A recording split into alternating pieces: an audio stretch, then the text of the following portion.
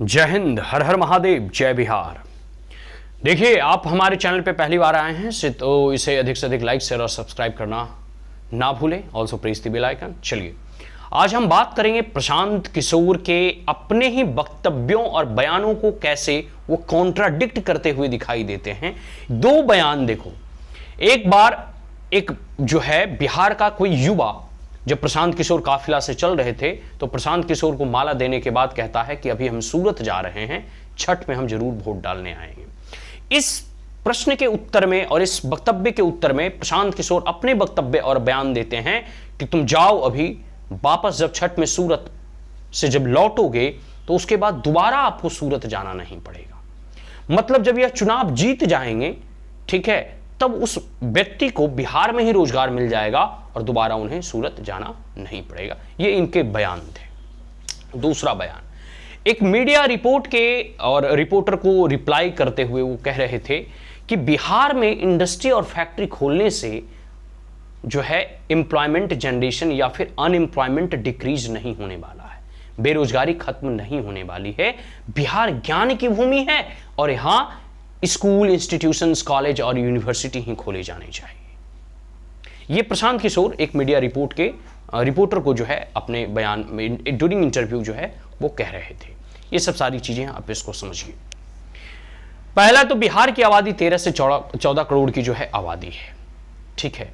यह बात सही है कि इतिहास में हमारा जो है बिहार और इस मगध का इतिहास, चाहे मिथिलांचल का इतिहास गौरवशाली रहा है, इसमें कोई दोषक नहीं है, दो राय नहीं है। और हम एज अ बिहार और बिहार के इतिहास पे खुद गौरवान्वित महसूस करते हैं कि बिहार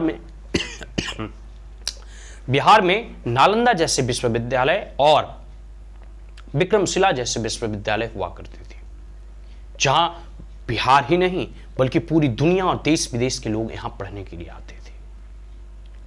लेकिन आप समझिए कि वर्तमान समय की स्थिति और अतीत की स्थितियों में अंतर है।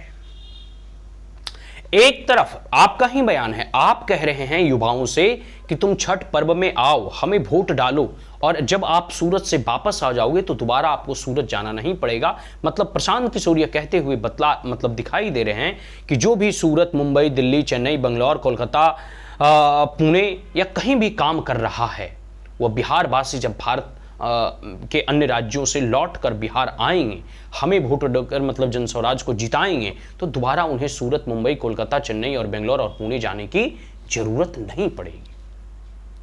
तो अगर उन्हें वापस आप वहां नहीं भेजना चाहते हैं तो स्वाभाविक सी बात है 10, 12, 15 या 20, 25 जितने भी रुपए का रोजगार वो वहां कर रहे हैं, जिससे उनका और उनके परिवार का भरण पोषण और पेट पल रहा है, उतने वेतन और उतना का कम से कम आप 10 से लेकर 20, 25, 30 तक जो है ऐसे रोजगार का सृजन, उसका क्रिएशन और उसके भरण पोषण की आपको व्यवस्था करनी पड़ेगी। लेकिन दूसरी तरफ आप कह रहे हैं कि हाँ, इंडस्ट्री फैक्ट्री खोलने से बेरोजगारी खत्म नहीं होगी। मतलब आप कहना क्या चाह रहे हैं? मुझे तो कभी कभी लगता है कि जनस्वराज के संस्थापक, इनके संयोजक और इनके कर्ता धर्ता और प्रमुख प्रशांत किशोर जो है दिल्ली के वही केजरीवाल जैसे हैं, जैसे कभी केजरीवाल ने दिल्ली वासियों को लुभाने के लिए, वोट लेने के लिए यह सपना दिखाए थे। यह सपना जो है एक कह सकते हो ना कि हवाई किला बनाना, ठीक है, हवाई किला बनाना, ठीक है। उन्होंने क्या बोला था कि हम दिल्ली को लंदन बना देंगे। तो केजरीवाल ने दिल्ली को लंदन तो नहीं बना दिया, लेकिन हां, अपने घर को 5 स्टार होटल जरूर बना दिया। 8-8 लाख के पर्दे उन्होंने जरूर लगा दिए। वीआईपी सिक्योरिटी और गाड़ी नहीं लेंगे, लेकिन सब चीज लिया। उसका शिक्षा मंत्री शराब घोटाले में बंद कर दिया, जिसके विरोध में आए, करप्शन के विरोध में आए, भ्रष्टाचार का एलिगेशन हमेशा कांग्रेस के ऊपर लगाते रहे। इतने इतने जो है डॉक्यूमेंट्स दिखाते थे, देखो हमारे पास सारे डॉक्यूमेंट है। और वही पूरा का पूरा मंत्रिमंडल समेत पूरी आम आदमी पार्टी और केजरीवाल भ्रष्टाचार के आरोप में ही उन्हें जेल जाना पड़ा। मतलब जो व्यक्ति भ्रष्टाचार के अगेंस्ट में आया है वही भ्रष्टाचार के आरोप में जेल चला गया। कहने का मतलब है यह फर्जीवाल केजरीवाल निकला। आप देखिए, ठीक उसी प्रकार बिहार में भी एक प्रकार से यह हवा क्रिएट करने का प्रयास कर रहे हैं, ठीक है, ये हवाई किले और राई का पहाड़ बनाने की चेष्टा कर रहे हैं। और ये दोनों बयानों में अपने ही बयानों को ये काटते हुए दिखाई दे रहे हैं। इसमें हम जो है इसको कटाक्ष के तौर पे या इसको कॉन्ट्राडिक्टरी कह के नहीं काट रहे हैं, बल्कि इनके दोनों बयानों को आप देखो तब आप पाओगे दोनों बयान अपने आप में एक विरोधाभास बयान है। इतना सरल नहीं है इतने लोगों को रोजगार दे देना, कह देना बड़ा सरल होता। मैं फिर बोला ना कि ये हवाई किले बनाने का प्रयास कर रहे हैं, ये राई का पहाड़ बनाने का प्रयास कर रहे हैं। सबको इतना गुजारा भत्ता दे देंगे, माई बहन योजना लागू करेंगे, इतना पेंशन कर देंगे, इतना ये दे देंगे, इतना ये दे देंगे। अरे भाई, भारत का जो ट्रेजरी है बिहार का, खास करके भारत का तो यहां नहीं करोगे आप, बिहार का ही जो खजाना देखोगे ट्रेजरी गवर्नमेंट के पास, उसकी अपनी एक लिमिटेशन है, उसकी अपनी एक क्षमता है? और दूसरी बात आप कह रहे हो कि इंडस्ट्री और फैक्ट्री नहीं लगाओगे। अरे भाई, इंडस्ट्री और फैक्ट्री नहीं लगाओगे तो व्यक्ति वो करेगा कि आप कितनों को बैठा कर खिलाओगे? सबसे बड़ा प्रश्न तो ये है, आप कितनों को गुजारा भत्ता दोगे? कितने जो है लोगों को जो है आप इस प्रकार से जो है अपने पार्टी में यूट्यूब के माध्यम से जो है उनका खर्चा पानी चलवाओगे? एक स्टेटमेंट और सुन रहे थे कि कुछ बंदे जो है यूट्यूब और उनका जो है कवरेज करते हैं। भाई, वो कवरेज तो जो भी करते हैं, आप इस बात को मान कर चलिए, वो कवरेज के बहाने से प्रशांत किशोर का प्रचार हो रहा है। चलो, आपको जो भी प्रॉफिट हो रहा है तो वो तो और भी यूट्यूबर है, सब उससे कमा रहे हैं।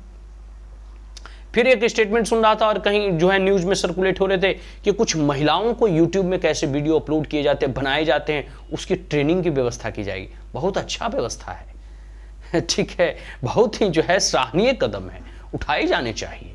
और खास करके वुमेन्स के लिए तो जरूर, कम से कम घर बैठकर ही वो कुछ उनका व्यवस्था हो जाए रोजी रोटी का, तो बहुत अच्छा है। लेकिन इन व्यवस्थाओं के माध्यम से और इन तरीकों से किस प्रकार से आप बिहार को बदलेंगे?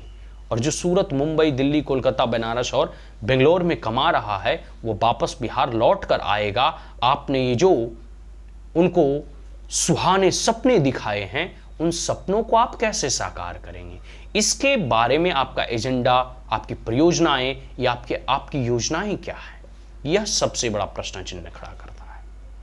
सिर्फ कह देना पर्याप्त नहीं होगा है कि हमारी सरकार बनेगी तो ये कर देंगे, हमारी सरकार बनेगी तो वो कर देंगे, हमारी सरकार बनी तो जो है मंगल ग्रह पर सबको एक एक फ्लैट दिलवा देंगे, हमारी सरकार बनी तो पूरे खेतों में टाइल बिछवा दिया जाएगा, हमारी सरकार बनी तो 3-3 नल लगा दिए जाएंगे, एक में गर्म, एक में ठंडा और एक नल से दूध गिरेगा, हमारी सरकार बनी तो सबको जो है चांदी के चम्मच और सोने के कटोरी दिए जाएंगे।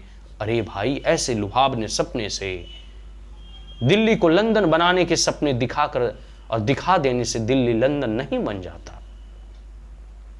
ये जनता को बरगलाने का प्रयास है।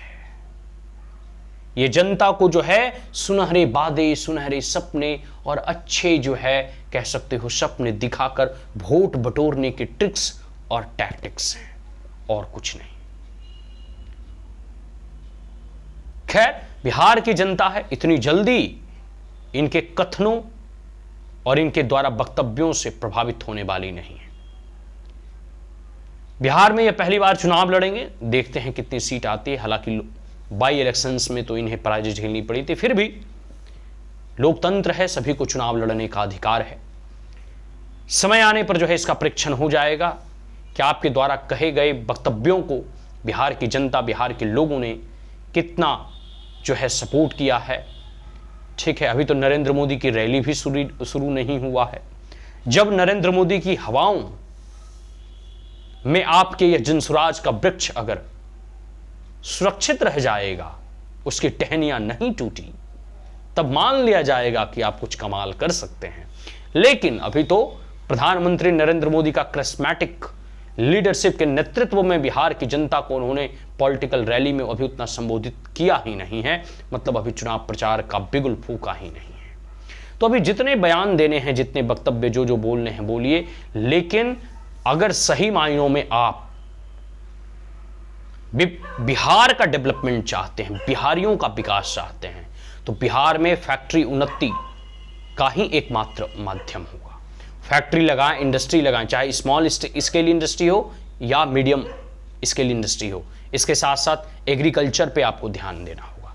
सिर्फ यूनिवर्सिटी कॉलेजेस इस्टेब्लिश करके और बिहार को सिर्फ ज्ञान की भूमि बनाकर, ज्ञान होने से पेट भर जाता, तो कई सारे ज्ञानी हैं, सबका पेट नहीं भर रहा, उनके पास कुछ स्किल होने चाहिए। कोई अच्छा एग्रीकल्चरलिस्ट हो सकता है, कोई अच्छा फिशिंग कल्चर कर सकता है, कोई अच्छा सेरीकल्चर कर सकता है, कोई अच्छा हॉर्टिकल्चर कर सकता है। किताब में सिर्फ वो मछली के बारे में पढ़ लेने से मछली पालन नहीं हो जाएगा, आप इस बात को समझिए। इसके लिए पूंजी और निवेश की व्यवस्था करनी होगी, इसके लिए आपको लॉ एंड ऑर्डर की व्यवस्था अच्छी करनी होगी। सभी आयामों पर जो है प्रशांत किशोर को खड़ा उतरना होगा, तभी बिहार का जीर्णोद्धार और कल्याण हो सकता है। अन्यथा लालू यादव से अच्छे हैं नीतीश कुमार, कई मायनों में अच्छे हैं। यह बात मैं मानता हूं कि योगी आदित्यनाथ जैसे नहीं हैं, लेकिन लालू यादव के कालखंड और राज्य से वर्तमान की स्थिति अच्छी है। अच्छी सड़कें बनी हैं नरेंद्र मोदी और वर्तमान बिहार में एनडीए की डबल इंजन सरकार के माध्यम से। इलेक्ट्रिसिटी आता है, नल से जल आता है, शौचालय की व्यवस्था हो गई, मुफ्त सिलेंडर बांटे गए, घर घर सिलेंडर अब पहुंचाए जाते हैं। किसानों के लिए इलेक्ट्रिसिटी की व्यवस्था हो गई, तो मोटर और पंप के जरिए सिंचाई की व्यवस्था हो गई। इसके साथ साथ अनगिनत अब लोग गांव में भी जो है बल्ब और एक प्रकार से टीवी, कूलर और एसी चलाकर जो है जिनके पास सामर्थ्य है वो चलाते हैं और रहते हैं। अनगिनत ऐसी व्यवस्थाएं जो है नीतीश बाबू और वर्तमान एनडीए सरकार के द्वारा किए गए। अनगिनत ऐसे टीचर का या फिर जो भी पुलिस वगैरह है या जो भी गवर्नमेंट जॉब है उसमें रिक्रूटमेंट निकाले जा रहे हैं। लॉ एंड ऑर्डर व्यवस्था भी सुशासन बाबू के नेतृत्व में बहुत हद तक सुधरा है, लेकिन हाँ, इस बात को मैं जरूर इस पर बल दूंगा कि और इसमें इंप्रूव करने की जरूरत है, इसे और सुदृढ़ करने की जरूरत है। तो ये सिर्फ एक्सिक्यूटिव से अच्छा हो जाएगा ऐसा नहीं है, इसके लिए जुडिशियरी और लेजिस्लेचर दोनों के स्तर पर जो है इसमें सुधार करने की आवश्यकता है। यह बात सही है कि नीतीश बाबू को और भी बहुत कुछ करने की आवश्यकता है।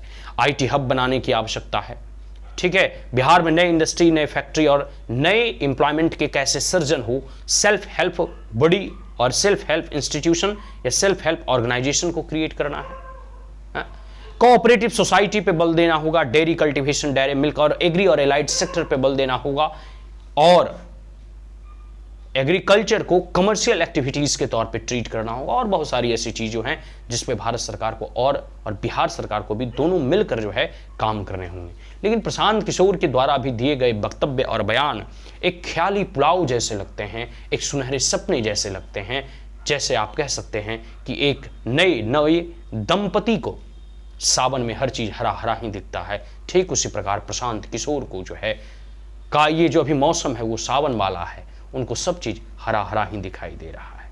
ठीक है, आने वाले समय में देखिए बिहार की जनता क्या रुख अपनाती है, क्या रुख अख्तियार करती है, और किसे वो अपने वोट के माध्यम से जो है आने वाले 2025 के चुनाव परिणाम के बाद यह चीज क्लियर हो जाएंगे कि किसे बिहार की जनता जो है इस बार प्रदेश का दूल्हा बनाकर उसके सिर पे मुख्यमंत्री का सेहरा सजवाती है। आज के लिए इतना ही। जय हिंद, हर हर महादेव।